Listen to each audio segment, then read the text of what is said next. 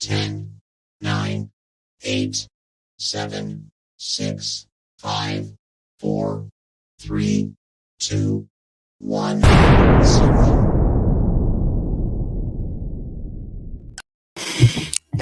Hello, my friends, and thank you so much for coming to spend part of your Friday, January 26th, with me. It is 2024, and the first month of January is almost over, which is a little bit hard to believe. 2024. How is everyone today? How many of you have been sitting on YouTube all day long? There was a lot of stuff happening today. A lot of stuff. There was a Koberger hearing.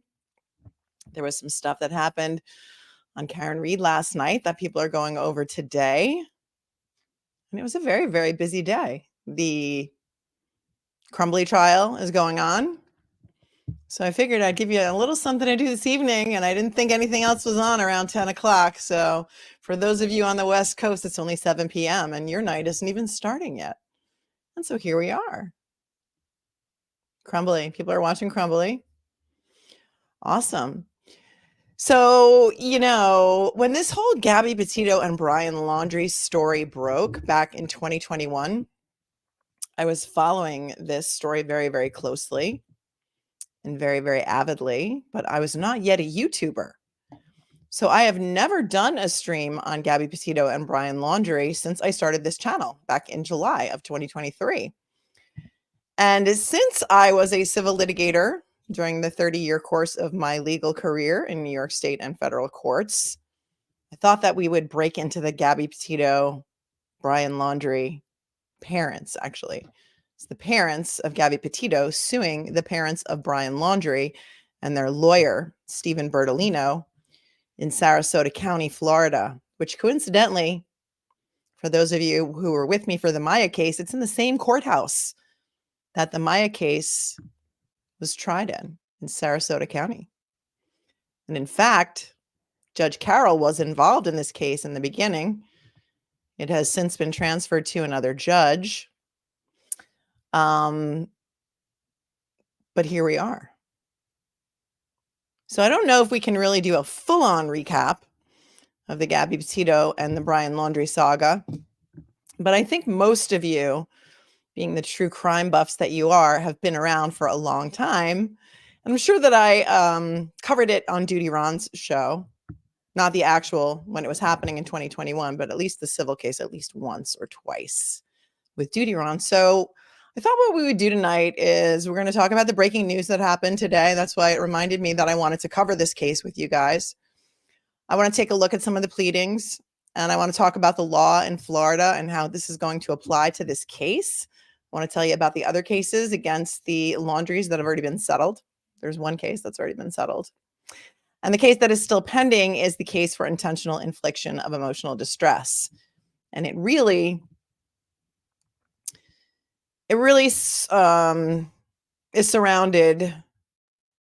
It's surrounded. That's not the word I'm looking for. It's centered on one specific statement that was made by Bertolino, their attorney from Long Island, and whether or not the statement that he made was intended to cause emotional distress to the parents of Gabby PETITO, Joseph PETITO, and Nicole Schmidt. Nicole Schmidt. One of these days I'm going to learn how to speak.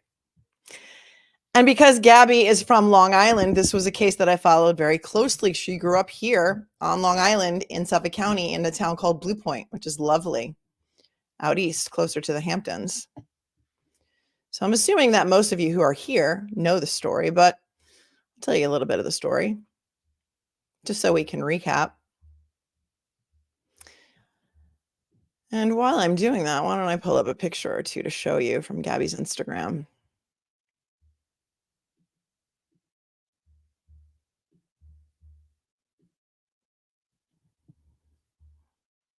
Let's see.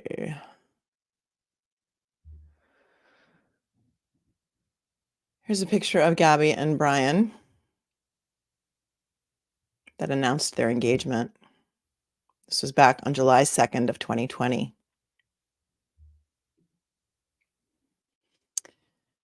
Such a sad story. It just chokes me up just thinking about it. So Gabby PETITO and Brian Laundrie were two kids from Long Island. They both grew up in Blue Point. They got engaged in July of 2020 during the pandemic. And in December of 2020, they bought a van, or she bought a van, actually. It was in Gabby's name. It was a white 2012 Ford Transit van. And exactly 1 year from the date that they got engaged, they decided to go on a cross-country road trip. Hello to Boulder. Kellen, do you see my Buffs sign over here? Go Buffs. Go Buffs.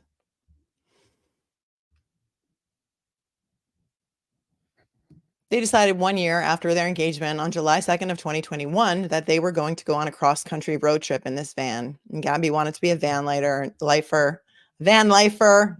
She wanted to write a blog, and she was an influencer. And so she bought this white 2012 Ford Transit van. And after her brother's high school graduation on July 2nd, she and Brian left on a cross-country trip in the van. And they were planning on going away for 4 months. And as you know, some things happened along the way.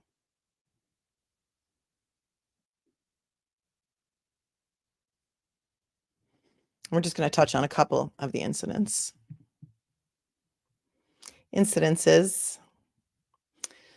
First one that I want to mention to you is August 12th of 2021, when there was an altercation between Gabby and Brian in Moab, Utah.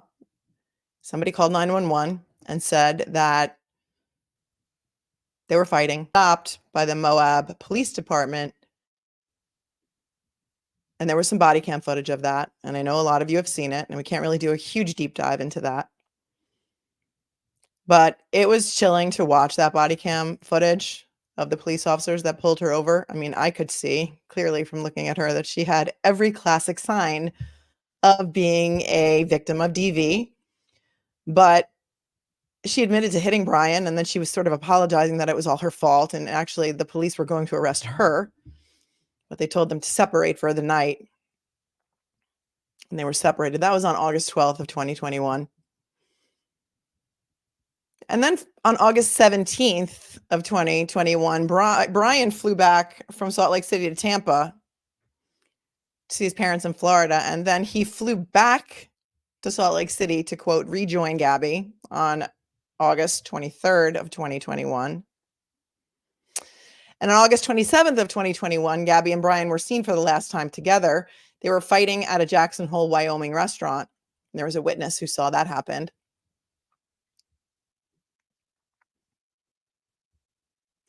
And the news that broke today,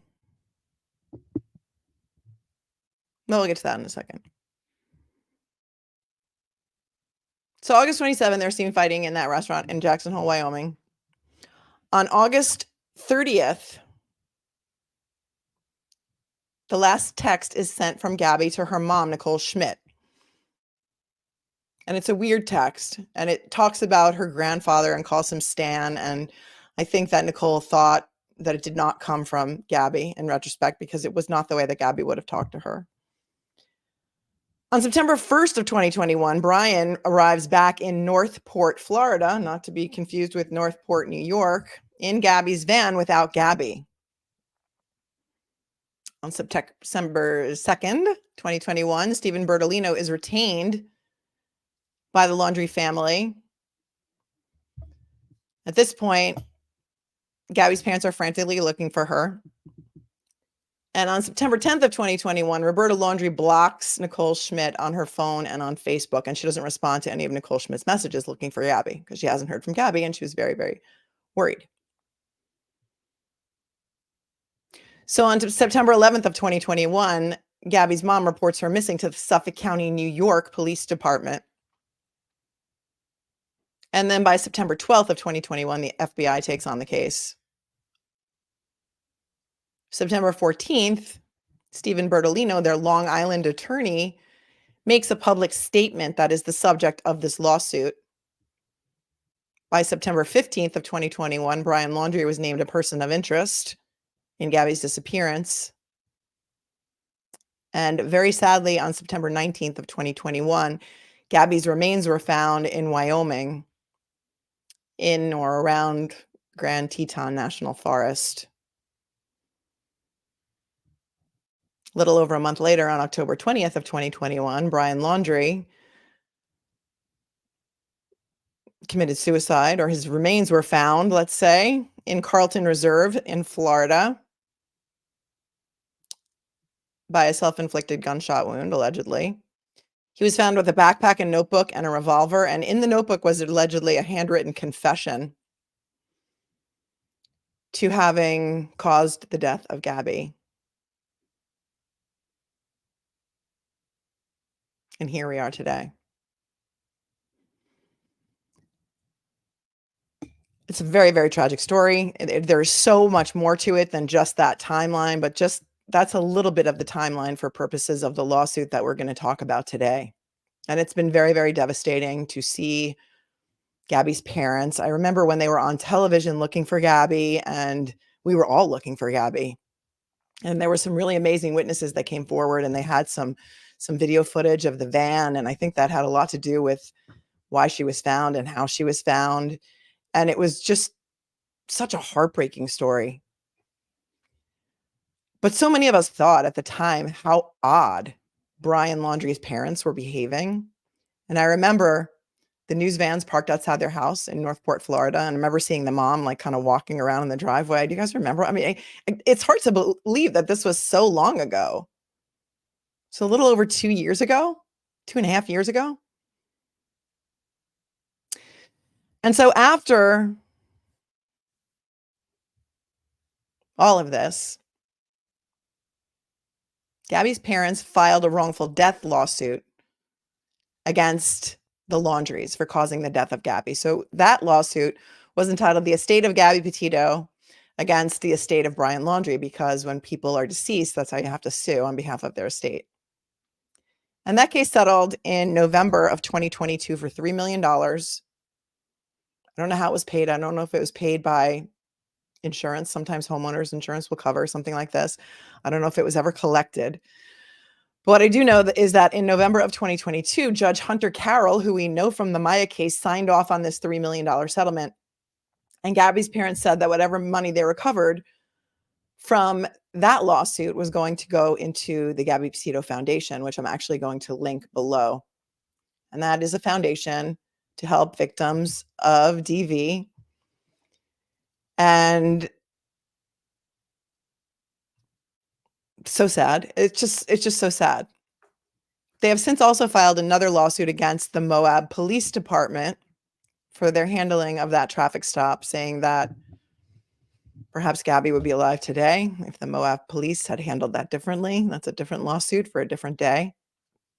But the lawsuit that we're going to talk about today is the lawsuit filed by Gabby's parents against the Laundries and against their lawyer, Stephen Bertolino, for intentional infliction of emotional distress. And this case is pending in Florida. And I will say that this is a case that probably would not survive in New York because of our laws here in New York. But Florida is a little bit more liberal with their negligence laws and their the causes of action that you can bring in Florida. And I think that we saw that when we handled the Maya case, because that was a case of first impression. That was a case of Beata Kowalski taking her own life, and a jury in that civil case finding the defendant hospital liable for that, even though in New York, that case would not have survived because we would not have been able to show a duty owed to the mom by the hospital. It's a very complex area of the law that we don't really need to get into right now. Suffice to say that Florida laws are more generous to plaintiffs. And so we will see what happens with this case, but they're in the middle of discovery right now. And Pat Riley is their attorney. That's correct. Oh, hi, Jules. Jules said she's going to be going down there for the trial. Jules, you're going to be our eyes and the ears in the courtroom on this one. This trial is slated to start May 13th of 2024. So I wanted to get us caught up on it before it happened. And here we are today. Hit the like button, Kellen Wonders. That is Ms. It is Ms. Little. Thank you. People always like assume that if you're a woman, they should address you as Mrs. And I'm like, oh no, but thanks. Because a lot of people keep their names now. So you're not Mrs. You don't have to be Mrs. Somebody to be somebody, right, ladies? Right, ladies? But thank you for asking. That was nice. Thank you for asking. Somebody else in the chat said here the first time that they met Duty Ron. Oh, Alicia says Dog the Bounty Hunter went down there to help. Yep. America True Crime. Yep. Florida is lenient in civil cases. They are. It's a great place if you're a plaintiff. Spicy Housewife says agreed that law enforcement departments sucked, but my God, this case breaks my heart, especially being a survivor of DV. Yeah, Spicy Housewife. I don't know if you're from New York, but I covered this on a members only last night.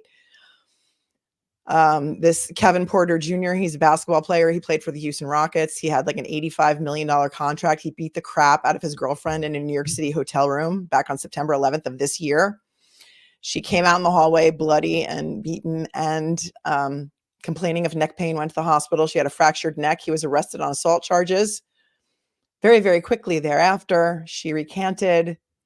I'm not sure what happened, but when he went to court the other day, he's going to just plead guilty to a misdemeanor, no jail time, pay a fine, and do 26 weeks of counseling, and he's getting a get out of jail free card. So it breaks my heart too. I think there's a lot more to that Kevin Porter Jr. story that we don't know. Perhaps there was a settlement. And it was a very limited protective order in that case too. So I don't know if they got back together. I don't really know. Kaiser Gondrazik is the girlfriend. I'm not sure if they're still together or not. She's a WNBA player, but it's devastating when we cover cases like this. And it's devastating to me too, because I'm a mom of 5. And so, it's hard to take the emotion out of these kind of cases. And I know there are a lot of emotions in this case, especially. There's a lot of vitriol for Brian's parents. That's what, like Dawn says, that Brian's parents knew and they didn't say anything, that it was so wrong. J1C80, Brian Laundrie's parents were acting like the Brian Albert family. Yeah, I mean, there's a lot of vitriol and there's a lot of hatred. And, I always tell you the truth. So I just don't know. Yep, Kirsten, Judge Carroll. I just don't know if this is a case that is going to survive. But they already had the $3 million settlement from the wrongful death action for Brian actually causing the death of their daughter. And so this is another lawsuit, and we're going to go through the complaint, and I'm going to read you the allegations, and we're going to see where this one goes. But again, if you're going to have a lawsuit like this, Florida is the place to have it. And really, there's no amount of money that can ever, ever undo what was done. There is no amount of money that could ever replace anybody's daughter. There's no amount of, you can't turn back the clock. I mean, there's nothing that we can do to undo this. So money into a foundation is a great result. And justice for Gabby. But will there ever really be justice for Gabby? That's why I'm so torn about this whole thing. It's heartbreaking all around. And I don't know if there really is any justice for Gabby. Did the Moab police hold any responsibility in causing her death? I don't know. I'd like to take a look at that lawsuit next. The laws of Utah, I don't think, are as flexible or generous, let's say, as the laws in Florida. But in New York, this is a case that probably would not survive very quickly. It probably would be dismissed on motion. And they've already survived a couple of motions for summary judgment on this case, so that's a good sign. Debbie Carroll says, Melanie, I first met Duty Ron at Gabby's memorial service. It was so very sad. Oh, wow. Oh, wow. That was here on Long Island, right? Jules says, Jules was our eyes and ears in the courtroom in Sarasota for the Maya Kowalski trial. The notorious Jules. I live in the Laundrie's backyard. We all knew, the whole neighborhood was in an uproar. Oh, wow. Jules, do you have some stories to tell about what was going on then behind the scenes, huh? There's a lot of speculation about what happened with Brian. I don't think anybody really knows the truth except for maybe his parents. Dawn says the story broke my heart. I know. It's really, really, really sad. That's right. Porn to Lover, Red, White, and Bethune had the van footage. That's how eventually I think her remains were found, based on their footage. So that was pretty amazing that everybody got the story out there and that they came up with that footage. Also, so heartbreaking. It really, really is. You haven't missed much. I'm talking a little bit because Duty Ron was still talking. So I figured people like to come over. They don't want to miss a thing. And here we are. So the news that broke today was based on some depositions that were held in October of the Laundries. And the news that broke today was that they obtained some phone records in the case. Brian called his parents 20 times during the days of August 29th and August 30th of 2021. Why is that important? Well, it's important because he had only called them 5 times total in the 2 months before this happened. Yeah, Jules can come on another time. That would be great. Somebody say, get Jules on. I don't think we're going to have time tonight, but another night if you want to come on, because there's so much to go over on this case. No way that we can do it all tonight. But that would be great. Jules, if you want to come on, you know how to reach me. So he called his parents 20 times in 2 days. The first call that we know of is at 9:50. No, the first call was on the 29th. It was 55 minutes long. Most of the calls were between Brian and his mom. And then there was a second call at 9:20 p.m. that night for 22 minutes. And there were up to 20 calls between the 29th and 30th of August, 2021.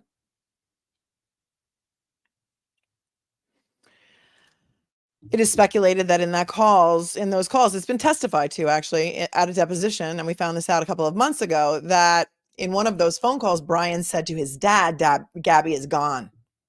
I need a lawyer. Gone, right, exactly. Chris admitted in the deposition that Brian said that Gabby was gone and that he needed a lawyer. And a lot of people were saying, well, it could mean she's gone, like she left, were getting in fights. Sometimes she would just take off. But then he shows up in Florida in her van and she's not with him. And they're avoiding the phone calls from Gabby's parents, which really is unforgivable. But there's a difference between a legal duty and a moral duty. And that's what is oftentimes unfortunate about the law.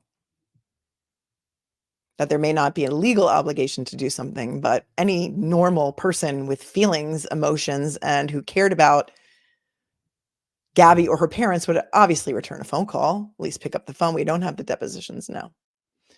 But this is what happened during the deposition. And then they came into possession of some phone records. And I think that's why this news is breaking today about those 20 phone calls that Brian made to his parents during those 2 days. So what they need to prove for intentional infliction of emotional distress is that they intentionally said something that was untrue that caused the parents severe emotional distress. And we'll get into that a little bit when we look at the lawsuit. Again, when you put all of that evidence together, the totality of the evidence, if you're sitting on a civil jury, what does that say to you? The parents are going to say, well, we didn't know that he took her life. We just thought he meant that she was gone. And perhaps, he assaulted her or something, and that's why he needed a lawyer. Squeaky Wheel says, of course the Laundrie parents knew more than they claimed. They had a lawyer lined up for him before he even got home. That little punk never did face an actual face-to-face interview with the cops. That's right, because he went missing, and then they went on their little camping trip, and then he was gone. And then in May of 2023, the burn after reading letter was released. I'll read that to you as well. That was a very, very creepy letter that Roberta Laundrie wrote to her son. And she says that she wrote it before they left on their trip, but it's not dated and it's really kind of creepy. But before we do that, because I like to go in chronological order, we're going to look at the lawsuit. Kellen says, I thought the protest outside their house wasn't appropriate, but I was wrong. I didn't want to blame them, but clearly they're culpable and that guilt is for them to carry. Here's the thing also about criminal law in Florida. Parents cannot be accessories after the fact and under Florida criminal law. So there was no criminal statute that they could be prosecuted under, even if, and this is speculation, they disposed of evidence in the van, helped him cover his tracks, helped him conceal evidence. You cannot be held under Florida law, Florida criminal law, to be an accessory after the fact if you are a parent or grandparent. And that, my friends, I'm sorry to say, is the law in Florida. Scott says, that's why suit infuriates me. The amount of times I had to tell a family that a loved one was gone. The Laundries had the gall to try and cover it up. Yeah. And you know what sucks about New York? wrongful death law. And they've been trying to change this for years. We lobbied for this. Wrongful death law in New York is based on pecuniary loss. That essentially means that there's two elements of wrongful death: pain and suffering. So if you die instantly, you can't show pain and suffering, and pecuniary loss, which means a child's life is worth virtually nothing under the law. If you're very wealthy and you die in a car accident and you're making millions of dollars a year, those calculations are taken into account when reaching a settlement or a verdict. But because New York wrongful death law is based on pecuniary loss, people who don't make a lot of money or young children do not have high dollar value under New York law. It's horrible. Absolutely horrible. And there is nothing worse than to having to explain that law to a family of a young person or a child or a stay-at-home mom. It is terrible. His sister Cassie was supposed to take a deposition, but it was canceled. Yeah, they have had some depositions and they put out their witness list too. So let's get right into it since everybody's here and everybody's ready to go.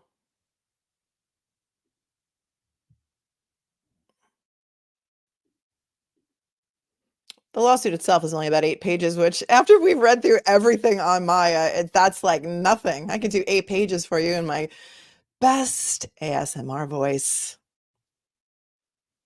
And you're going to like it. Which is great for 10 p.m. on a Friday evening. Okay, so this is in the Circuit Court of the 12th Judicial District and for the Sarasota County in Florida. It's Joseph Petito and Nicole Schmidt. Why do I keep wanting to say Smith? Nicole Schmidt versus Brian Laundrie. All right, I'm going to start that again. Joseph Petito and Nicole Schmidt are the plaintiffs against Christopher Laundrie and Roberta Laundrie. And also, Stephen Bertolino is a defendant. I don't know why his name is not listed in the caption because this is the third amended complaint. Remember in Maya, we got up to 8 amended complaints, and I think the final complaint was 100 and something pages long. It was insane. This is the third amended complaint. For some reason, they don't have Stephen Bertolino's name in the caption. I'm not sure why. It's a typo. It should be in there, but it's not. And I pointed this out a long time ago when it was filed, but they didn't listen to me. And I don't think they filed an amended complaint, but this is what we're left with. And if you know me, you know that I hate spelling errors and grammatical errors and misplaced apostrophes as well. But here we go. This is the third amended complaint. If you're just tuning in, the first lawsuit that was brought by the parents of Gabby Petito against the parents of Brian Laundrie, or the estate of Gabby Petito against the estate of Brian Laundrie, was settled for $3 million in November of 2022. That was a wrongful death case in Florida. That money. Oh, thanks. Thanks, Brian. Brian's sending some people over. Everybody say hi to Brian at LTL.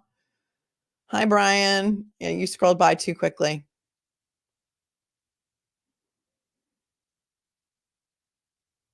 That original wrongful death case was settled for $3 million in November of 2022. Gabby Petito's parents said that they were putting that money into the Gabby Petito Foundation, which is a foundation to help survivors of domestic violence. Long live the grammar police. I know, Charlene. I know. It makes me insane. Spelling too. Peter Pranzo is here. Hello. No, we do it on purpose. Don't do it on purpose. Hi, Care Bear. Hi, everyone. You just made it just in time. We're just about to read the third amended complaint for the parents of Gabby Petito against the parents of Brian Laundrie and their lawyer, Stephen Bertolino, for intentional infliction of emotional distress. And this is the third amended complaint. Are you ready? Here we go. Come now, Joseph Petito and Nicole Schmidt, by and through their undersigned counsel, and file the within third amended complaint against the defendants, Christopher Laundrie, Roberta Laundrie, and Stephen Bertolino, and in support thereof allege as follows. 1. This is an action for damages that exceed $30,000, exclusive of prejudgment interests, costs, and attorney's fees. 2. Venue is proper in Sarasota County, Florida, because the defendants, Christopher Laundrie and Roberta Laundrie, reside therein. 3, this court has jurisdiction over the matter pursuant to Florida Statute 26.012. 4, the plaintiff, Joseph Petito, is a resident of Vero Beach, Florida, and is the father of Gabrielle Petito, deceased. 5, plaintiff Nicole Schmidt is a resident of Seffner, and then in parentheses it says, check this, which means to me that they were going to check that and make sure it was right before they filed it, but they forgot to take it out before they filed it. So maybe or maybe not, she's a resident of Seffner, Florida, and is the mother of Gabrielle Petito, deceased. This was filed on November 30th of 2023, and it's not the original complaint, but it's the third amending complaint in the same courthouse where the Maya Kowalski case was tried. And Judge Hunter Carroll from the Maya Kowalski case was the judge who signed off on the settlement in the original wrongful death case. 6, defendants Christopher Laundrie and Roberta Laundrie are residents of Northport, Florida, and are the parents of Brian Laundrie, deceased. 7, the defendant, Stephen Bertolino, is a resident of the state of New York and is a lawyer licensed to practice law in New York. This court has personal jurisdiction over him pursuant to Florida Statute 48.1931A2 and Florida Statute 48.1932, which I will have to look up because I'm curious how they have personal jurisdiction over him, but that is a question for another day. 8, at all times relevant to the within cause of action, Stephen Bertolino was acting as the agent for Christopher Laundrie and Roberta Laundrie when they resided in Florida. 9, Brian Laundrie and Gabrielle Petito became engaged to marry on or about July 2nd of 2020. And we just looked at their engagement photo. On July 2nd of 2021, Brian Laundrie and Gabrielle Petito left New York in a van owned by Gabrielle Petito to take a trip to the Western United States, which was expected to last for several months.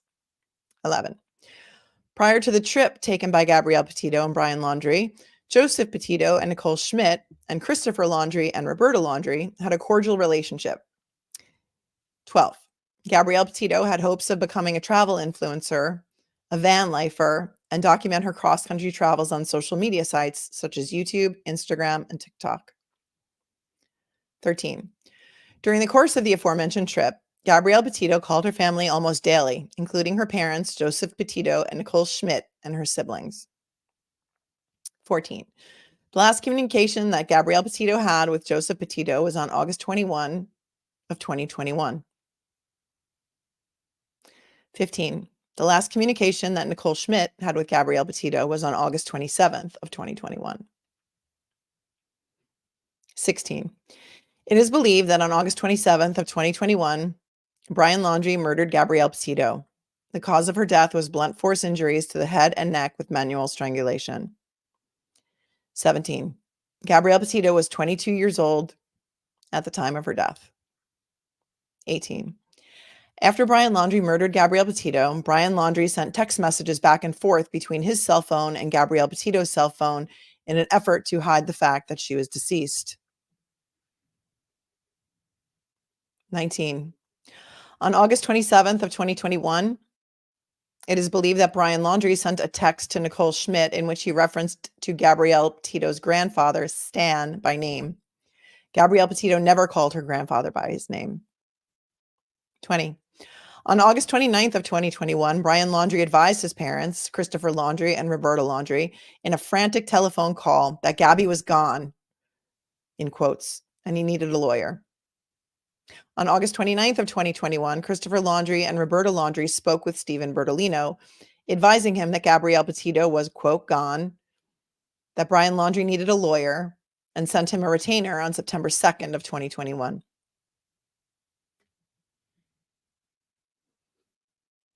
21, on September 2nd of 2021, on behalf of Brian Laundrie, Stephen Bertolino entered into a fee agreement with Fleener Peterson, LLC, a criminal defense firm located in Laramie, Wyoming, for purposes of representing Brian Laundrie. 22, prior to the time of Fleener Peterson was retained, Stephen Bertolino contacted other attorneys in Wyoming to represent Brian Laundrie, including a public defender's office in the same county where Gabrielle Petito's body was ultimately discovered. 23, on August 30th, 2021, Brian Laundrie sent a text message from Gabrielle Petito's cell phone to Nicole Schmidt stating that there was no service in Yosemite Park in an effort to deceive Nicole Schmidt into believing that Gabrielle Petito was still alive. 24. On September 1, 2021, Brian Laundrie returned to the home of his parents, Christopher Laundrie and Roberta Laundrie, driving Gabrielle Petito's van. 25. After this point in time, there was no contact between Joseph Petito and Nicole Schmidt on the one hand, and Christopher Laundrie and Roberta on the other. 26. From September 10th, 2021, and then in parentheses, it's killing me, it says check with client, end parentheses, until September 19th of 2021, when Gabrielle Petito's remains were found at the Spread Creek dispersed camping area in Wyoming. Plaintiffs were extremely distraught and were attempting to locate Gabrielle Petito. 27. While Gabrielle Petito's family was suffering, the Laundrie family went on vacation to Fort DeSoto Park on September 6th to 7th, 2021. They went on vacation knowing that Brian Laundrie had murdered Gabrielle Petito. It is believed that they knew where her body was located and further knew that Gabrielle Petito's parents were attempting to locate her. 28. In an effort to avoid any contact with Nicole Schmidt, on or about September 10th of 2021, Roberta Laundrie blocked Nicole Schmidt on her cell phone such that neither phone calls nor texts could be delivered, and she blocked her on Facebook. 29. On September 13th of 2021, the date Brian Laundrie left his home, according to a televised interview with Stephen Bertolino on or about October 23rd of 2021, Brian Laundrie was, quote, grieving, end quote. According to the Cambridge English Dictionary, grieving is defined as feeling sad because someone had died. 30. On September 14th, 2021, with full knowledge that Gabrielle Petito had been murdered by Brian Laundrie, and it is believed that they knew the whereabouts of her body, Stephen Bertolino, on behalf of Christopher Laundrie and Roberta Laundrie, issued the following statement. Quote, "This is understandably an extremely difficult time for both the Petito family and the Laundrie family. It is our understanding that a search has been organized for Miss Petito in or near Grand Teton National Park in Wyoming. On behalf of the Laundrie family, it is our hope that the search for Miss Petito is successful and that Miss Petito is reunited with her family. On the advice of counsel, the Laundrie family is remaining in the background at this juncture and will have no further comment." 31. For the Laundries and Stephen Bertolino to express their, quote, hope that Gabrielle Petito was located and reunited with her family at a time when they knew she had been murdered by Brian Laundrie was beyond outrageous. 32. Stephen Bertolino, at the time he issued the September 14th of 2021 statement, was aware that Joseph Petito resided in Florida, and the statement was intended to reach Joseph Petito. 33. The September 14th, 2021 statement released by attorney Bertolino was intended to be disseminated nationwide and was broadcast in news reports in Florida and nationwide and was disseminated electronically into Florida. 34. The October 23rd, 2021 interview was conducted by a reporter with WABC Channel 7 in Sarasota. 35. At all times relevant to the within cause of action, Stephen Bertolino had sufficient minimal contacts with the state of Florida in that he was acting as an agent for Christopher Laundrie and Roberta Laundrie, who were residents of the state of Florida, and he released numerous other statements regarding Christopher Laundrie, Roberta Laundrie, and or Brian Laundrie to the national press and into Florida in particular. It's important that they say that because they have to show that these acts occurred in Florida in order to have jurisdiction in Florida. 36. At all times relevant to the within cause of action, Stephen Bertolino engaged in substantial and not isolated activity in the state of Florida, which was continuous and systematic. 37.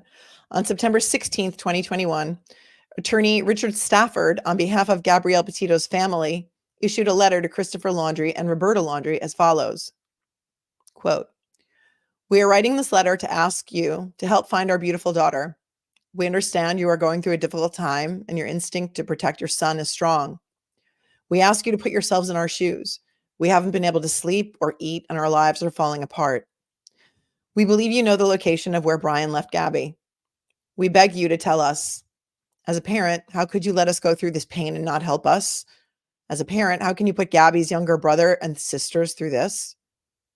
Gabby lived with you for over a year. She was going to be your daughter-in-law. How can you keep her location hidden?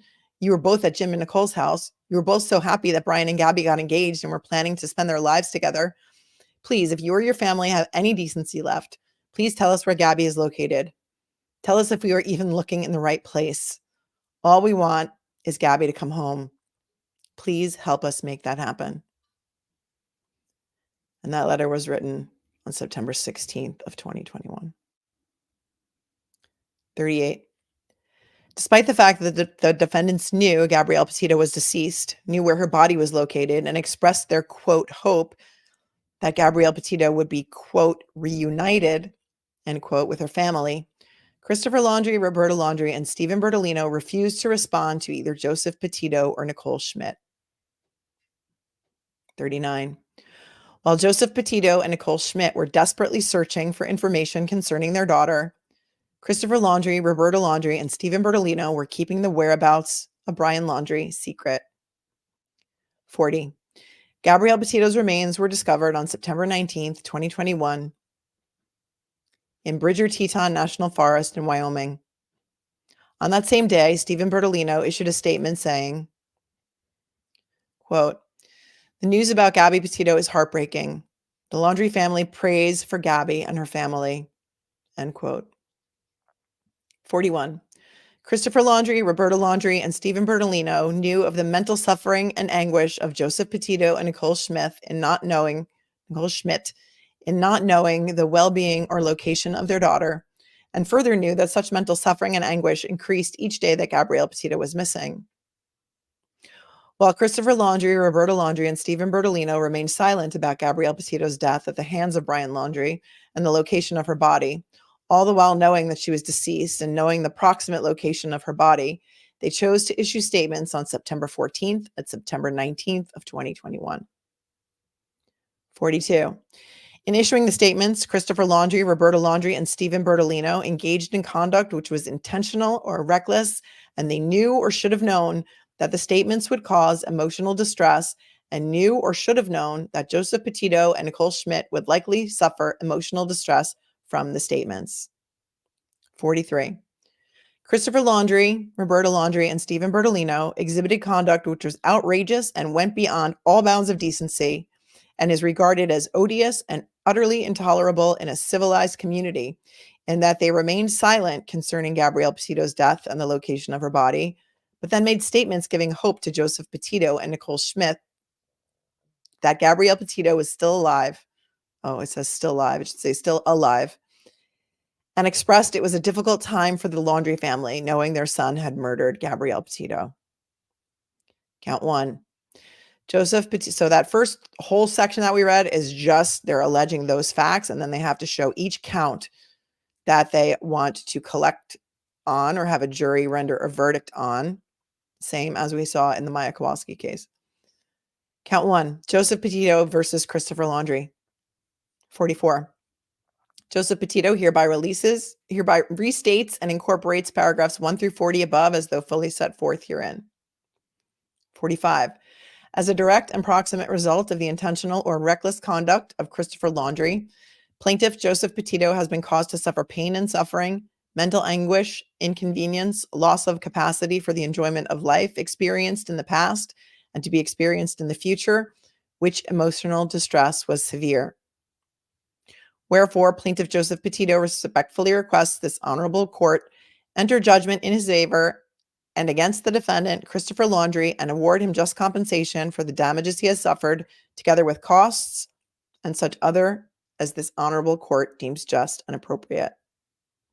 Count two, Joseph Petito versus Roberta Laundrie. 46. Joseph Petito hereby restates and incorporates paragraphs 1 through 40 above as though fully set forth herein. 47. As a direct and proximate result of the intentional or reckless conduct of Roberta Laundrie, plaintiff Joseph Petito has been caused to suffer pain and suffering, mental anguish, inconvenience, loss of capacity for the enjoyment of life experienced in the past and to be experienced in the future, which emotional distress was severe. Wherefore, Plaintiff Joseph Petito respectfully requests this honorable court enter judgment in his favor and against the defendant, Roberta Laundrie, and award to him just compensation for the damages he has suffered, together with the costs and such other relief as this honorable court deems just and proper. Count 3. Joseph Petito versus Stephen Bertolino. 48. Joseph Petito hereby restates and incorporates paragraphs 1 through 40 above as though fully set forth herein. 49. As a direct and proximate result of the intentional or reckless conduct of Stephen Bertolino, Plaintiff Joseph Petito has been caused to suffer pain and suffering, mental anguish, inconvenience, loss of capacity for the enjoyment of life experienced in the past and to be experienced in the future, which emotional distress was severe. Wherefore, Plaintiff Joseph Petito respectfully requests that this honorable court enter judgment in his favor and against the defendant, Stephen Bertolino, and award to him as just compensation for the damages he has suffered, together with costs and such other relief as this honorable court deems just and appropriate. And then we have the same exact causes of action. So I'm not going to repeat them again, but you have to state for each plaintiff against each defendant. So now we're going to have counts 4, 5, and 6, which is Nicole Schmidt versus Christopher Laundrie for intentional or reckless emotional distress. Nicole Schmidt versus Roberta Laundrie is count 5. Count 6 is Nicole Schmidt versus Stephen Bertolino.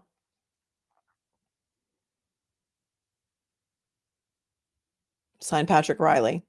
Snyder and Riley in Venice, Florida, which is actually where the Kowalskis also live. Correct? Right, Jules? So this third amended complaint was filed just this past November, I believe we said. Since that time, they have had depositions. I think the depositions were actually in October. And after the depositions were held, they amended this complaint a little bit based on what they found out. And what we found out today is that phone records have revealed at least 20 phone calls from Brian Laundrie to one or both of his parents, mostly his mother, between August 29th and August 30th of 2021, wherein he said Gabby was gone frantically and asked for a lawyer. Obviously, they're going to use this evidence to try and show that, in fact, the Laundries did know that Gabby was deceased, and their lawyer did know that Gabby was deceased, and yet they made a statement saying they hoped that they would find her soon. And it's going to be up to a jury to decide. What say you, my friends? What say you? Knowing that the Kowalskis were awarded by the jury $261 million as a verdict, a lot of which, but not all of which, was punitive damages. This makes me think that the jury could be just as generous in a case like this. But what say you? Jury selection on this case starts May 13th of 2024, so it is coming up pretty soon.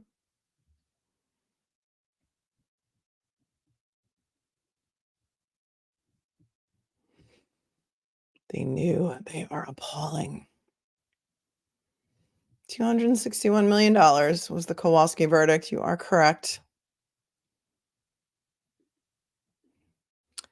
Thanks, Patty S., for becoming a new member. Welcome. Welcome.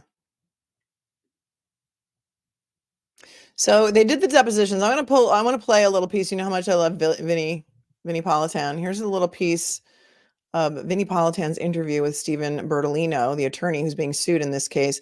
And this interview was in June of 2022.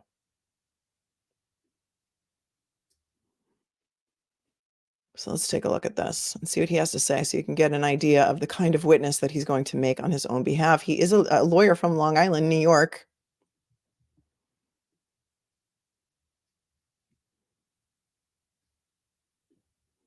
And had been the family attorney for many years, apparently. Let me know that you can hear it. Gabby perhaps was alive and would be found and would be reunited. I'm just going to take this back a little bit. We'll let him read the statement to you again. We'll start from the beginning. All right.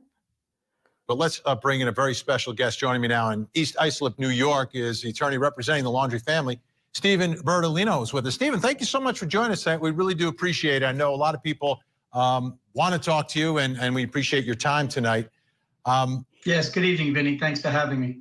Can I start here? And I want to clarify this for myself and obviously for everyone watching. I always introduced or spoke about you as the Laundrie family attorney. Did you represent Brian?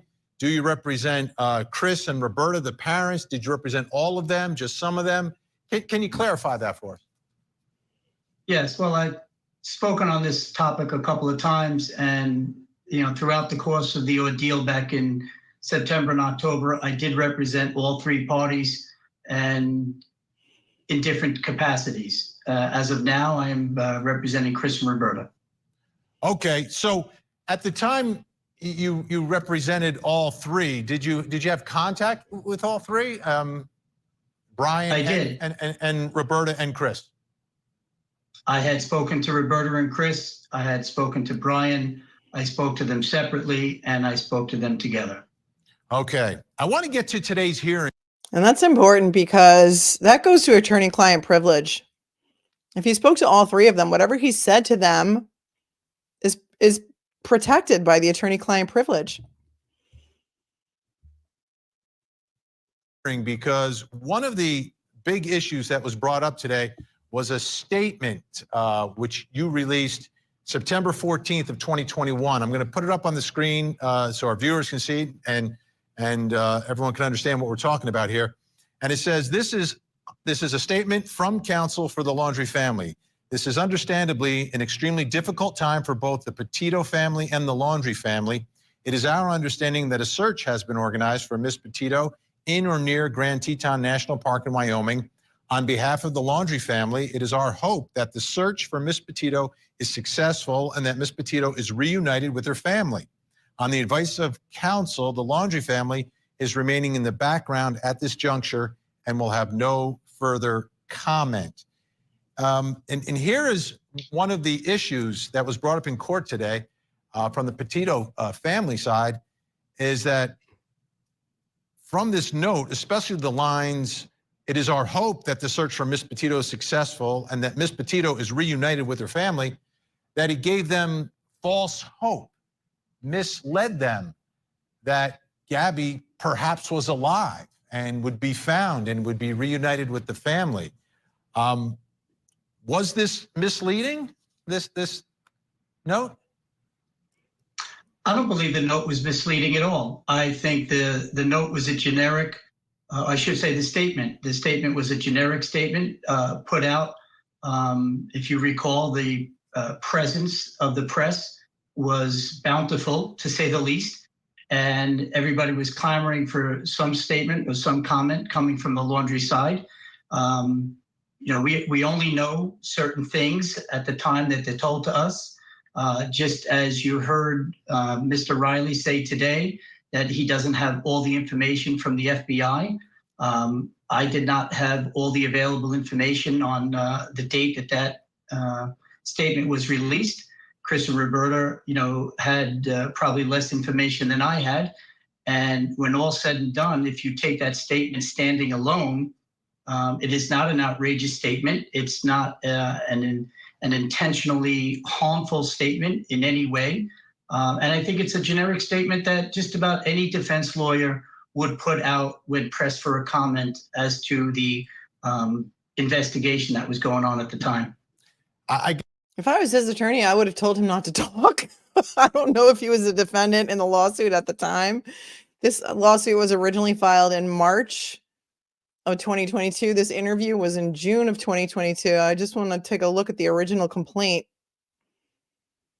No, he was not a defendant in the original complaint. So it may have been sometime after that he made this statement that they added him as a defendant, which is interesting. I don't know if I were him, I would not have made this statement. So, I guess the real issue associated with this is the timing. September 14th, Brian had returned in the beginning of September, wasn't it? Like September 1st or so, when he got back to Florida about that time. And I guess the indication is that at that point, I mean, he knows that Gabby's not alive. So is what you're saying here tonight that you wrote this statement and based on the information you had, that you didn't have the information about where Gabby was or what happened at that point? Well, what I'm saying is, at the time that statement was put out, it was very early in the episode, or the saga, if you will. Episode. The information that I The episode, the saga. I don't like that choice for words at all. It was not very early in the saga at all, because Brian showed up without Gabby on September 1st, and he made this statement on September 14th. So it's 2 weeks after, and he had to make this statement because the public was hassling the Laundries because they were not responding to the Petitos. There was a lot of beef back and forth publicly about this. So it was not very early on in the saga at all. 2 weeks, I would submit to you that you know that your daughter is missing, and these people are ignoring you and blocking you on Facebook and on phone calls is every day feels like a year. So I disagree with what he's saying there. had was certainly privileged. The information that I could share with the public and the press was put forth in that statement as to what we knew, that there was an investigation going on. And, you know, let's cut to what happened today. I mean, this statement obviously became the crux of the proceeding. And in the end, if you think about what Mr. Riley was discussing, he struggled, in his words, to find some basis upon which to file this lawsuit. And he struggled to find them's fighting words. Them's fighting words, Bertolino. You just made yourself a defendant to this lawsuit, I think, by saying that. But okay. duty that the Laundries may or may not have had to divulge or speak or say anything. And he couldn't find any such duty. He couldn't put forth to the court any such duty. So the only thing that the Petito family has, and the only thing that Mr. Riley has in connection with this lawsuit to stand on, would be this statement that I put out, which, standing alone and reading it, on the words that are written on paper, is not atrocious. It's not utterly intolerable. It's certainly not outrageous. It's certainly not mean-spirited in any way. And that will be for a Sarasota jury to decide. But I want to know, what say you about this statement? Do you think it is so egregious and so out of the bounds of decency that it would cause severe emotional distress to Gabby's parents? If you were on the jury, what would you think? And that is going to be coupled with the 20 phone calls that we now know about between the 29th and the 30th of August. Then this statement is made over 2 weeks later. It's going to hinge on what the jury believes the Laundrie parents knew and whether or not they intentionally misled them. That rises to such a level that it would shock the conscience of a reasonable person. And again, I represent clients for many, many years. Sometimes they tell me the truth. Sometimes they don't tell me the truth.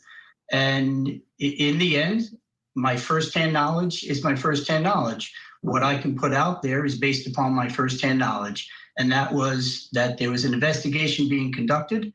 And it was my hope that the Petitos would be would be reunited with their daughter. Now, and I guess that the problem they have is that it seems, is it you speaking or is it the Laundrie family speaking, right? There's always a little bit of gray area when it comes to lawyers. You know, they used to call us, I'm a lawyer too, mouthpieces, right? That we speak, like our clients speak through us. And the Johnny Depp trial was actually mentioned today. The one count that Johnny Depp lost was a statement made by his attorney on his behalf that the jury and the judge and everyone agreed could be attributed to Johnny Depp. So from this perspective, are you saying this statement should only be attributed to you and not to your clients? Well, Vinny, I heard that part of the judge's comments as well. And, the law is the law. So, we're bound by that. And the law in Florida is such that, as you point out with the Johnny Depp case, the client is bound by what their agent, in this case, the attorney, says on their behalf. And my statement clearly says on behalf of the Laundrie family, this is what, we're putting forth. Look who it is, everyone. Look who it is. It's Judge Carroll.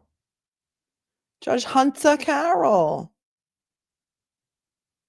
From the Maya Kowalski case. There he is. He had a little bit more hair back then.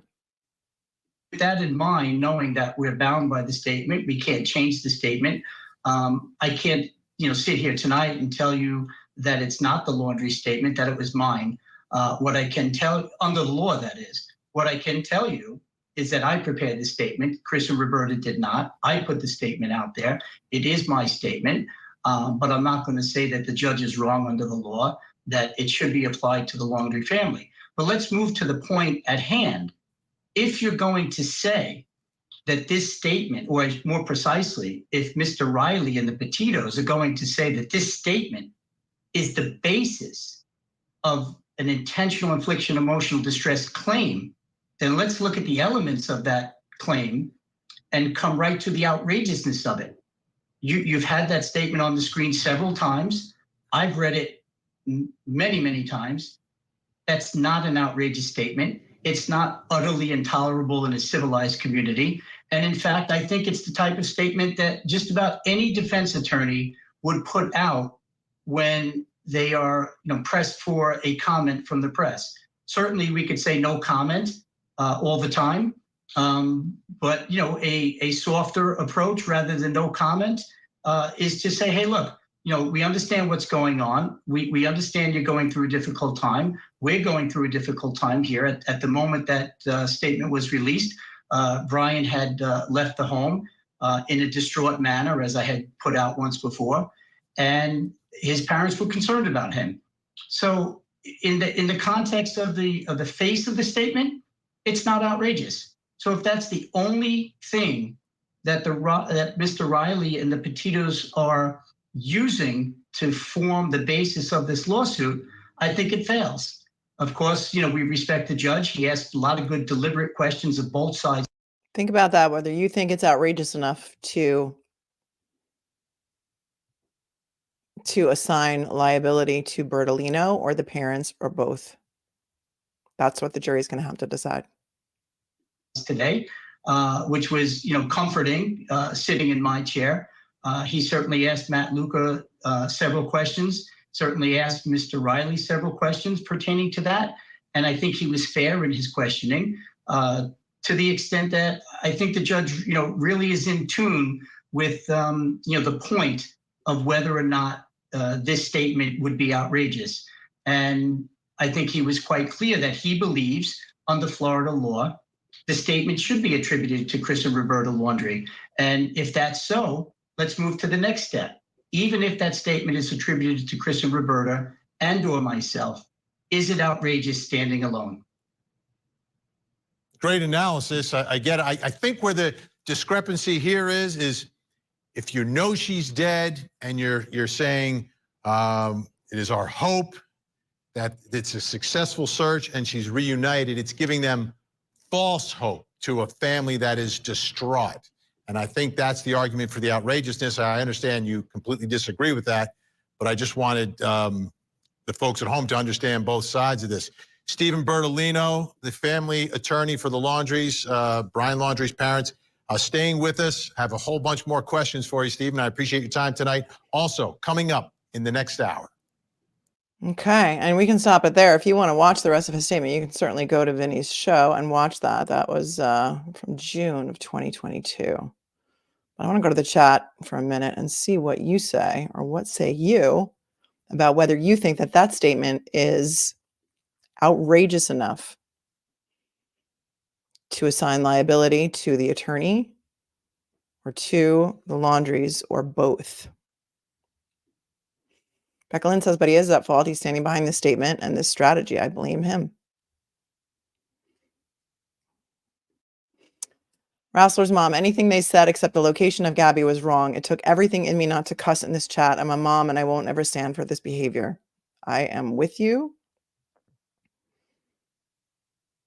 And I think based on what we saw in the Kowalski case and the jury there and how seriously they took this case and how emotional it was for them, that I think that they've got a good shot with a Florida jury on this case.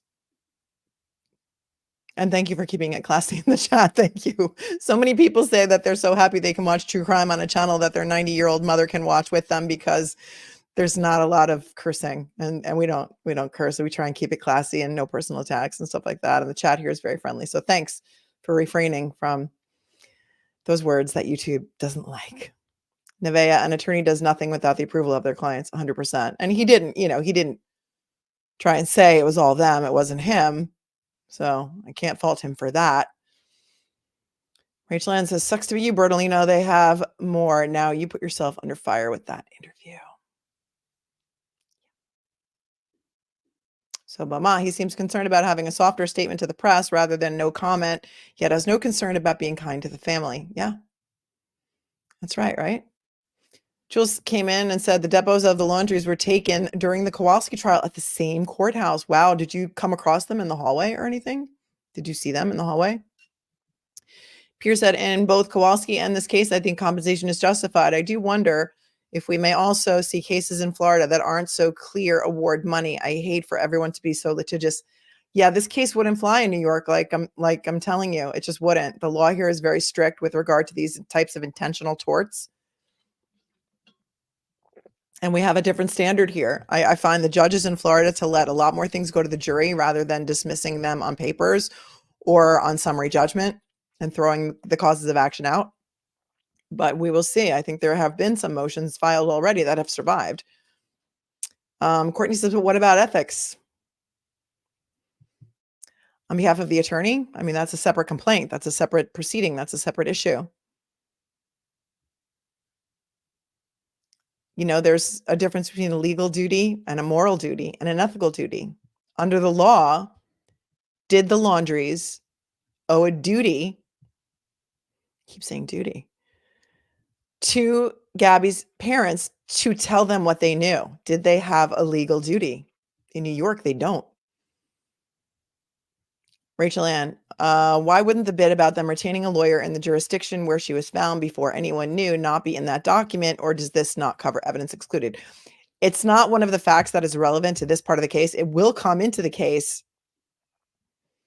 as consciousness of guilt, perhaps, or it will go to what they knew, but it wasn't necessary for the purposes of this complaint with regard to these specific defendants, because the attorney in that case is not a defendant in this case. Does that make sense? I want to take a look at the witness list because they have already posted a witness list of who they intend to call. And it's interesting. Oh, but first thing I want to do is in May of 2023, they released the letter that Roberta Laundrie wrote to Brian. And I found it really creepy. I don't know if you found it really creepy. I don't know if you have never even seen the letter, but I'm going to show you the letter and I'm going to read it to you. It is a handwritten letter that Roberta Laundrie wrote to her son, Brian. We don't know when in time she wrote it because she said she wrote it before they went on their trip, but it's going to be up to a jury to decide when she wrote it and what it means.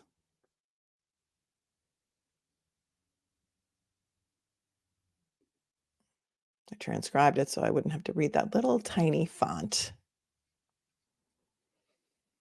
I want your thoughts on this letter too, because I think this is I'm not even going to tell you what I think yet. Okay. Okay. The cover of the envelope says Brian Christopher Laundrie, in parentheses, burn after reading.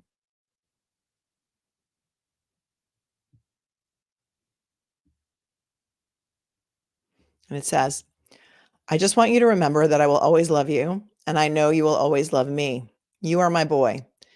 Nothing can make me stop loving you. Nothing will or could ever divide us, no matter what we do or where we go or what we say. We will always love each other. If you're in jail, I will bake a cake with a file in it. If you need to dispose of a body, I will show up with a shovel and garbage bags. If you fly to the moon, I will be watching the skies for your re-entry. If you say you hate my guts, I will get new guts. Remember that love is a verb, not a noun. It's not a thing. It's not words, it is actions. Watch people's actions to know if they love you, not their words. Therefore, and this is in quotes, I am certain that neither death nor life, nor angels, nor the ruling spirits, nor things present, nor things to come, nor powers from above, nor powers from below, nothing in the entire created world can separate our love. Neither hostile powers, nor messengers of heaven, nor monarchs of earth. Nothing has the power to separate us. Romans 8:38, extended version with an exclamation point and parentheses. And in parentheses at the bottom, it says, nothing can separate us, not hatred, not hunger, not homelessness, not threats, not even sin, not the thinkable or unthinkable can get between us. End parens. Then it says, not time, not miles and miles and miles. Brian Christopher Laundrie, burn after reading. What say you?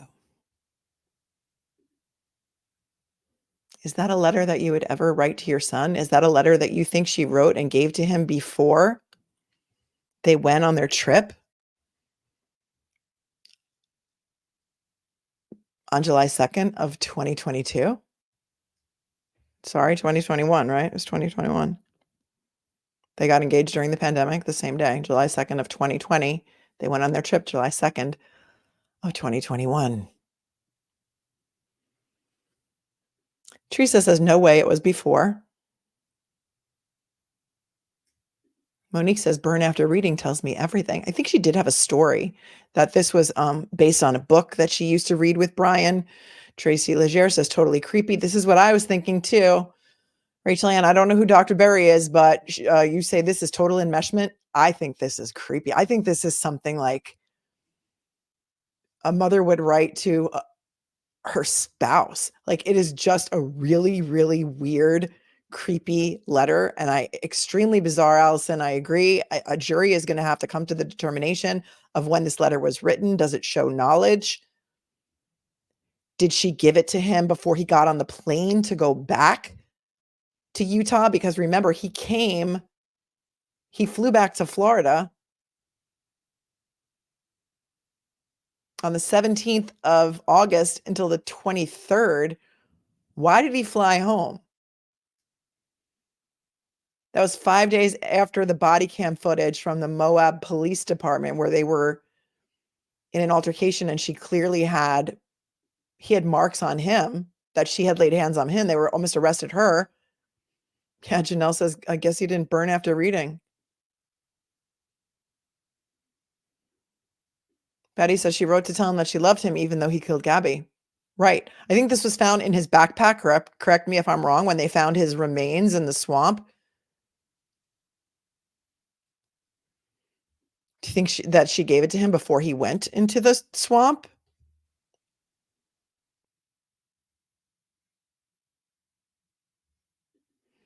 Becca Lynn says, God, I hope not. If it was before their trip, I am really worried.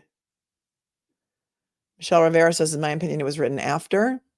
Joanne, I don't think it was written before the trip. Right. And this is going to be a question for a jury about what they knew and whether they had the obligation to disclose what they knew, and whether that particular statement, that one statement by Bertolino, was so outrageous as to cause them severe emotional distress. And I can tell you, it sounds very morbid and disturbing, says Dawn, that the defense is going to say, we are not going to argue that they have severe emotional distress, but it's not, we didn't cause it. It was caused by their son taking It was caused by the Laundrie's son taking the Petito's daughter's life. That's what caused the emotional distress. It's not this statement that we made. I can tell you right now, that's going to be the defense. If you're sitting on the jury, what are you going to say? Miss Scarlett says this letter is gross in several ways, disturbs me in a way I can't put my finger on. It sounds like a letter to a lover, not to a son. Would you ever tell your son, if you go to jail, if you're in jail, I will bake a cake with a file in it? Anybody ever write a letter to their son like that? If you need to dispose of a body, I will show up with a shovel and garbage bags. Tracy Lambert, the couple Tracys in the chat tonight, absolutely not. I would never write a letter to my son. It's strange. WW Equestrian, I say that Roberta is way more culpable. She was fully aware of what happened to Gabby. I think she was the first to know. Well, that first phone call, we now find out from the phone records that were released today, was a 55-minute long phone call on August 29th of 2021 from Gabby to his mom. From Brian to his mom. And then another call that same evening that was 22 minutes at 9:20 p.m. Gabby is gone. I need a lawyer, frantically. Were they to know that he was responsible for Gabby's death? Or are they going to say, well, he said she was gone. We just thought, they always got in fights and she just would split. Kate Lewis says, no way, unless he shared with his mom a plan to kill her, which would be even worse. Hi, Patronus Glow. It is very creepy, creepy, creepy. Yeah, it is. Emmy, if she wrote it before, it's weirder to me, honestly. Yes, Teresa, it's edible. Very edible. Not edible, Oedipal, as in Oedipus complex. Lisa got burned after reading is not a children's book. No, it's not. But she did have some excuse. And I remember that it had something to do, that her excuse was that this had to do with a book. This is what she said in her statement. This is what she said. The letter to Brian was written prior to Gabby and Brian leaving my home for their trip. Previously, I submitted an affidavit to the court for a very limited purposes, but that is not the whole story. Now that the letter has been shared, I ask that you read it in its entirety and understand that the letter contains other phrases besides those highlighted for Pat Riley, plaintiff's attorney, for sensationalism and to bolster his case. I truly loved my son and simply wanted to convey to him how much he meant to me and how much I loved him. I'm sure people use phrases all the time to express to their loved ones the depths of their love. Although I chose words that I thought would be impactful with Brian given our relationship, the letter was in no way related to Gabby. Please read the entire letter before you believe the hype put out by Pat Riley. And then it goes on to say, this Tampa News Channel 8 says exactly how the letter was obtained by the FBI is unclear. While Petito attorney Pat Riley most recently said it was discovered by the FBI in Laundrie's backpack near his remains, Bertolino says the letter had already been in the FBI's possession for weeks when the manhunt for Laundrie ended at Florida's Carlton Reserve. So that will also be a question of fact. And she did say in her affidavit, although I don't know the exact date I wrote the letter, I do know that I wrote it and gave it to Brian before Brian and Gabby left Florida for New York, which was on June 2nd of 2021. I think it was actually July 2nd, but what say you? The What Say You merch is up, by the way, you guys. It's cute.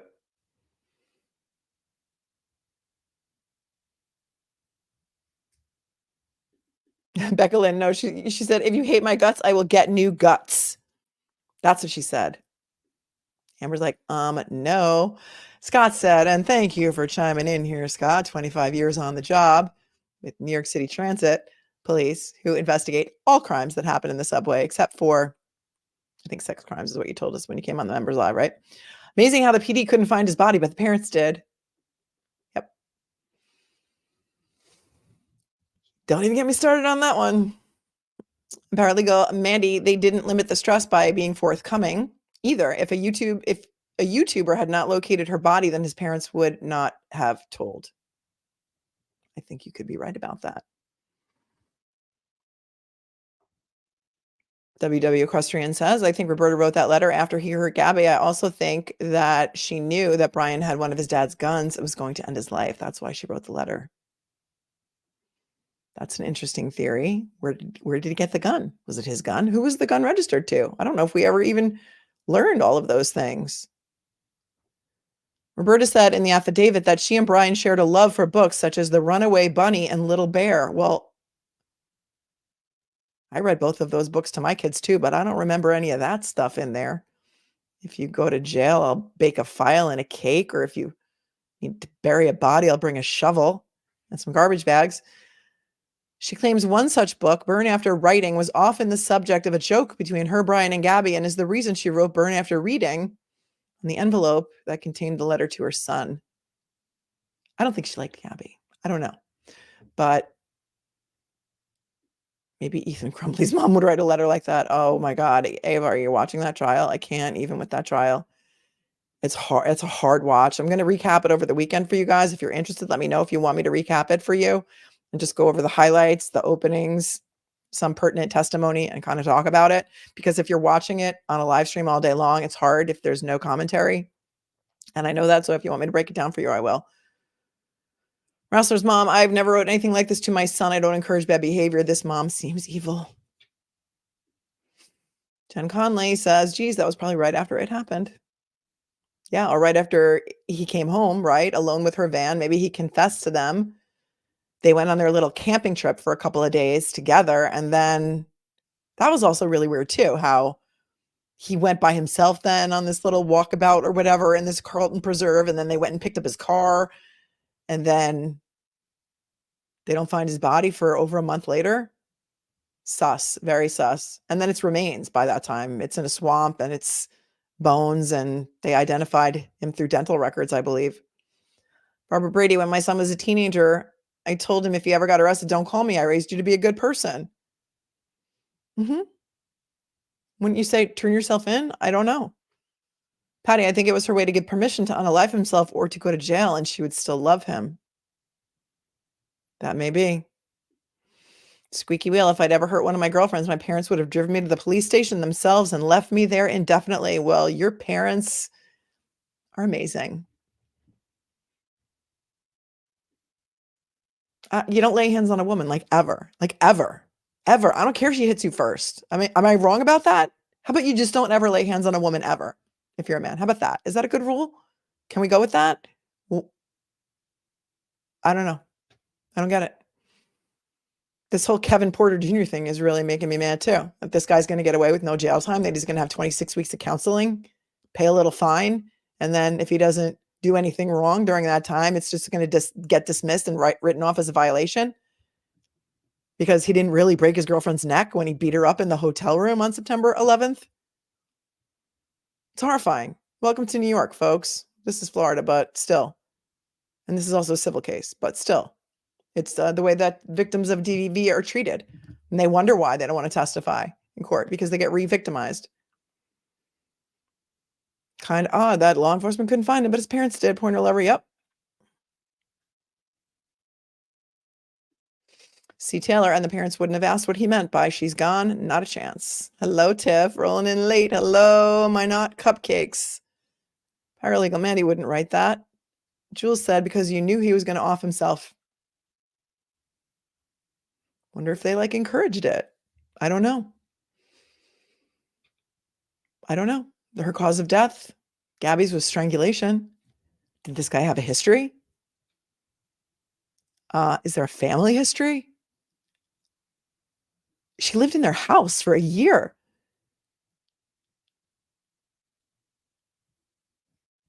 Deb Galloway, hi. She had to come up with something, I suppose, but I hate to tell her that did not work. No. Sally Sangner, it is very creepy. It is a letter a mother wrote knowing she's losing her son. I believe that she gave him that letter when he flew home, possibly made a plan with his mom. I don't know, because after he went back to Salt Lake, after he flew back to Salt Lake City, she was still alive because they were seen in that Jackson Hole restaurant a couple of days later. So, she weird, Betty says, period. She knew. And she hid what she knew. No reason to mention death or getting rid of a body unless she knew. Yeah, very bizarre. Hi, Cheryl. How are you? Thanks for joining the Mod Squad.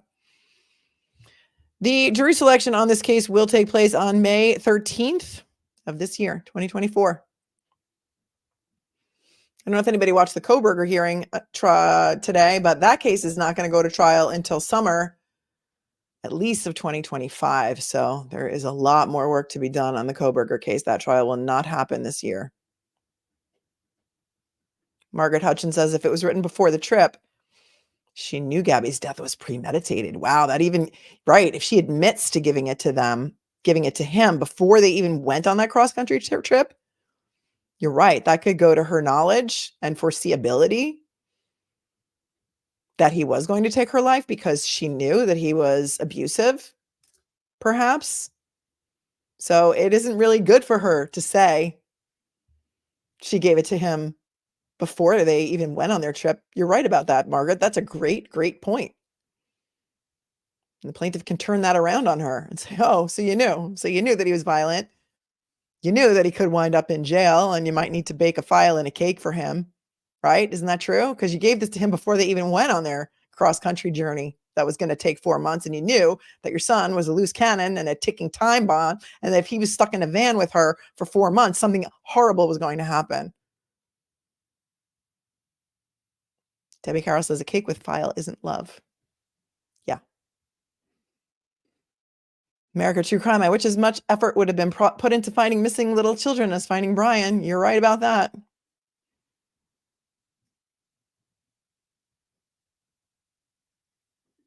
Hi, just me. Thanks for chiming in. The Burn After Reading label was a reference to a book Gabby had given him titled Burn After Writing, which encouraged the owner to write self-expressive letters to themselves and then burn them.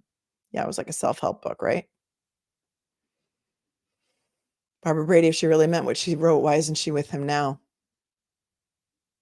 Oh, Joanne, thank you so much for gifting 5 memberships. That's amazing. You guys have to be opted into gifts, and then they are randomly given out in the chat. I have no control over that. If you're participating in the chat, you can be gifted a membership by somebody very generous like Joanne Byer. Thanks, Joanne. I appreciate you. Yes, Michelle Rivera, if she wrote it before, then it means she knew he was violent and unstable. And you are right. Now that Margaret, you brought that up, the jury may hold that against her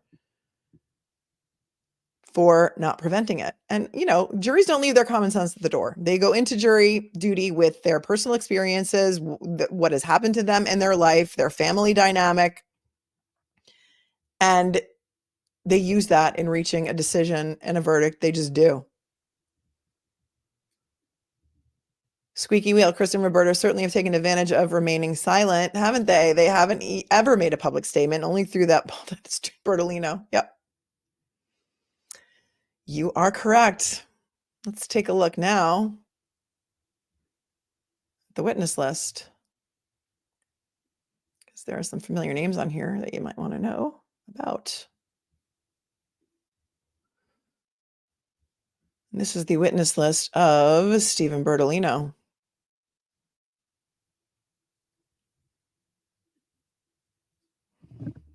Have the usuals on here. Joseph Petito, the plaintiff, Nicole Schmidt, that's Gabby's parents, Christopher Laundrie and Roberta Laundrie, the defendants, Brian's parents. He's going to testify as well.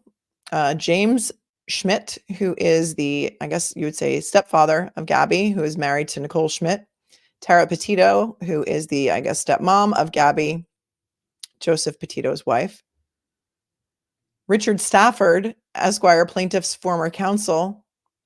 Trina Laughlin, who is the licensed mental health provider of Joseph Petito, because remember, they're going to have to prove damages. In order to prove damages and emotional distress, you're going to have a doctor come in and talk about the therapy you've had and talk about how it's affecting you and talk about that there's a real medical diagnosis of emotional distress. You just can't come in and say, I have emotional distress. You have to have a doctor. And you have to have been undergoing intensive therapy. That's going to go to damages. Then they have a licensed social worker, Georgina, I'm not going to butcher her Greek last name, Koutsoukis, who is plaintiff Nicole Schmidt's counselor. Paul Best, who is the Fox News contact for plaintiff Joseph Petito. Mike Ruiz, the Fox News digital reporter. Brian Enton, the News Nation correspondent, who I think really got on the map during the course of this case. Wasn't it this case? Chris Harper, FBI agent, dependent on the ability to depose a witness or compel their trial attendance, because as you know, FBI agents are very busy. Brian Gee, who's another FBI agent. Chief Todd Garrison of the Northport Police Department. Detective James Keller of the Northport Police Department.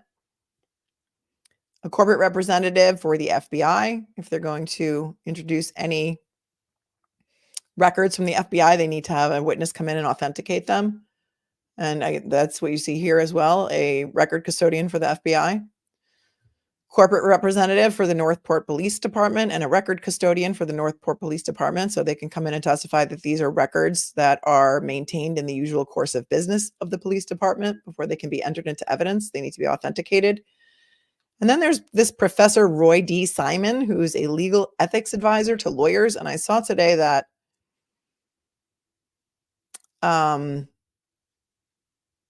there was an objection to him as a witness. There's another attorney, David Jaffe from Fort Lauderdale, and all persons who will be deposed in this action, any necessary rebuttal witnesses, and there's some catch-all phrases in there. And understanding there are deadlines for discovery, all this stuff has to be in if they're going to trial on May 13th. What say you? It's all icky for sure, says Ginger Snaps, but they did what their lawyer told them to do. They trusted the lawyer. Darcy says Brian Enton was on their lawn for months. For months. Sally, I believe that his mother was overprotective of Brian because of his violence. You do not suddenly become a violent person as an adult. Watching Brian during the arrest made my skin crawl.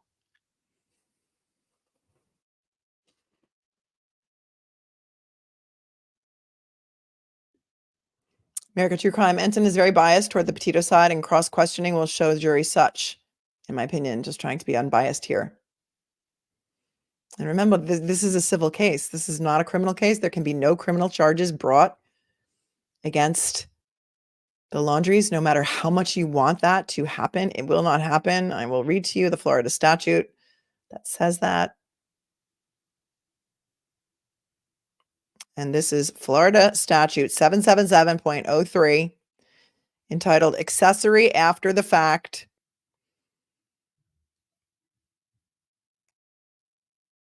It says 1A, any person not standing in the relation of husband or wife, parent or grandparent, child or grandchild, brother or sister, who maintains or assists the principal or an accessory before the fact or gives the offender any other aid, knowing that the offender had committed a crime and such crime was a third-degree felony, or had been an accessory thereto before the fact with the intent that the offender avoids or escapes detection, arrest, trial, or punishment, is an accessory after the fact. But there is an exception for parent. So I guess the lesson is, if you're going to be an accessory after the fact, as a parent, grandparent, husband, wife, sister, brother, and all of these other blood relations, do it in Florida because you can't be criminally prosecuted. Very odd law. I agree. I know a lot of people want them to be arrested, but there will be no criminal charges forthcoming. Joanne, yes, I agree. His parents knew he was abusive and had violent tendencies. Yes, that's Florida law. America True Crime. It is Florida statute 777.03, entitled Accessory After the Fact. Just me. Was it ever stated who Gabby called when she was in the back of the cop car? I recall her parents stating the first they knew of the stop was when the footage was released. Don't know. State, Darcy. Yes, Kate, if you're a parent or grandparent, apparently it's okay. It's a very odd law. I don't know how many other states have that exclusion in the law for accessory after the fact. I know a lot of people think they could be criminally charged, should be criminally charged, even federally, but there is no basis for that. I hate to break the news to you. I really do. Because I know how strongly so many of you feel about it. And that is where we stand at this point there will be a pretrial conference on March 22nd of 2024 in South County. I don't know if it'll be open to the public, Jules. And then the jury trial or jury selection is slated to start on May 13th of 2024. Questions, concerns, comments? I'll go to the chat one more time before we break for this evening. And let me know what you think. I saw a couple of questions here. Let's see. Seashell, will personal liability insurance through your homeowner's policy pay this claim, or can they take the laundry's retirement accounts, property, etc.? That's a great question. A lot of homeowners' policies have exclusions for intentional torts. It depends on the terms of the policy. So I can't answer that question. Some policies have specific exclusions for intentional torts. And from reading that complaint, it didn't look like there was a negligent infliction of emotional distress claim, which would be the way to get it covered by insurance. It looked like it was intentional only. So it's going to depend. It depends. In order to take any retirement accounts or property, you can't force a sale of a home. At least in New York, you can't. You'd have to get a judgment like they did in the Kowalski case, and then you'd have to try and enforce the judgment. They've also made a demand for Bertolino's insurance information. So if he has an insurance policy, his malpractice insurance should cover him for sure. And he may have an attorney representing him that is paid by his insurance company. Squeaky wheel. This doesn't seem to hinge around attorney-client privilege. This seems to hinge around helping to cover up a murder, including the lawyer especially. But again, there is no criminal liability for accessory after the fact in Florida. But he may not be forced to testify about what Brian told him. Do you see what I'm saying? Like, that's where the privilege comes in. And the privilege does not end upon death. The privilege survives death of the client. So we'll see how it goes. Do the laundries have to go to court, Tina? They do. They're going to have to go to the trial. If this case does not settle, the jury selection will start on May 13th. Betty says the parents went camping with Brian so he could tell them the whole story without being overheard, in my opinion. Maybe, or maybe they were going out there to make a plan. Maybe he confessed to them on the phone during those 20 phone calls that we just found out about today that were made on the 29th and 30th of August of 2021. Kellen says they knew. Now we can safely suspect they also provided access to the weapon he used on himself. How twisted. And Kate, I think we just answered your question, but isn't that accessory to murder when the parents hide the fact they know their son murdered her? Not in Florida. It's not. Not in Florida, my friends. And that is just the way it is. So I will keep you apprised of anything that happens in this civil case between now and then. Don't expect very much to happen. It looks like Bertolino is objecting to the plaintiffs taking the deposition of this professor, Roy Simon, because of attorney-client relationship. Bertolino says that he contacted Professor Simon for the purposes of obtaining legal advice and guidance. So anything that he and Professor Simon discussed should be protected by the attorney-client privilege. So we'll see how far that goes. Cindy became a YouTube member. Hooray. Did you win? I can't. StreamYard for some reason does not let me see who wins. Please feel free to leave some comments. I like to read the comments. All opinions are welcome as long as they are stated respectfully, and I like to respond to the comments. Check out the merch. It's pretty cool. It's the What Say You merch. We also have It Strains Credulity from the Maya trial with Alice in Wonderland on it, because I often fall down the rabbit hole and say, call me Alice. And we also have the Come For Me in the Comments merch, which is really cute. Come for me in the comments, which is what I say. Come for me in the comments, as long as it's respectful. I'm not a cupcake, because I have a sign there that says, you can't make everyone happy. You are not a cupcake. Not a cupcake. That's why I have a logo. That's why my members are called my cupcakes, because we can't make everyone happy, but we make each other happy. So it's a little play on words there. Melanie's Little Cupcakes. Thank you to my moderators who are the best on YouTube for keeping the chat classy. You know who you are, and you know how important you are to me and how much I love you. Thanks to my channel members for wanting to be a part of my channel. I appreciate you. And to the viewers and the replay viewers, hit the like button, put your DNA on the like button, and hit the subscribe button too, because it's free and it helps the algorithm and it helps the video get pushed out there. Feel free to share and like and do all of those things to help this crazy algorithm that nobody seems to understand. And remember, my friends, be cool, be kind, be classy. It's not hard. It's really, really, really so not hard. I will talk to you guys soon. Peace.